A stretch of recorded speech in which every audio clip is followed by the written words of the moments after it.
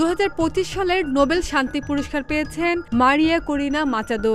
গণতন্ত্র ও মানবাধিকারের জন্য দীর্ঘদিনের সংগ্রামের স্বীকৃতি হিসেবে ভেনেজুয়েলার এই রাজনীতিককে এই বছর নোবেল শান্তি পুরস্কার দেওয়া হয়। গত শুক্রবার বিজয়ী হিসেবে তার নাম ঘোষণা করা হয়। এরপর থেকেই তুমুল বিতর্ক ও সমালোচনার মুখে মাচাদো।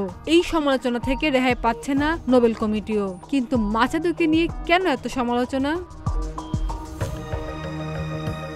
সমালোচকরা মাচাদোর পুরনো পোস্টগুলো শেয়ার করেছেন, যেখানে তিনি ইসরায়েল এবং বেনিয়ামিন নেতানিয়াহুর লিকুদ পার্টির প্রতি সমর্থন জানিয়েছিলেন। অনেকে বলছেন মাচাদো পরোক্ষভাবে গাজার গণহত্যা সমর্থন করেছেন।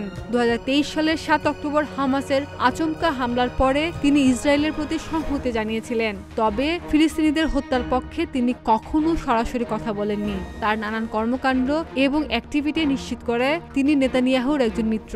সমালোচকরা তার যে পোস্ট বিশেষ গুরুত্ব দিচ্ছেন, সেগুলোর মধ্যে একটিতে তিনি বলেছেন, ভেনেজুয়েলার সংগ্রাম হলো ইসরায়েলের সংগ্রাম। 2 বছর পর তিনি ইসরায়েলকে স্বাধীনতার খাঁটি মিত্র বলেও অভিহিত করেছিলেন। এমনকি ক্ষমতায় এলে তিনি ভেনেজুয়েলার দূতাবাস তেল আবিব থেকে জেরুজালেমে স্থানান্তর করার প্রতিশ্রুতিও দিয়েছিলেন। নরওয়ের আইন প্রণেতা ভিউনার মক্সনেস উল্লেখ করেছেন, মাচাদো 2020 সালে ইসরায়েলের লিকুদ পার্টির সঙ্গে একটি সহযোগিতা নথিতে স্বাক্ষর করেছিলেন। তিনি বলেন, লিকুদ পার্টি গাজার গণহত্যার জন্য দায়ী, তাই এই পুরস্কার নোবেলের উদ্দেশ্যের সঙ্গে সামঞ্জস্যপূর্ণ নয়। মাচাদোর বিরুদ্ধে আরেকটি বড় অভিযোগ হলো, তিনি নিজ দেশে সরকারের পতনের জন্য বিদেশি হস্তক্ষেপের আহ্বান জানিয়েছিলেন।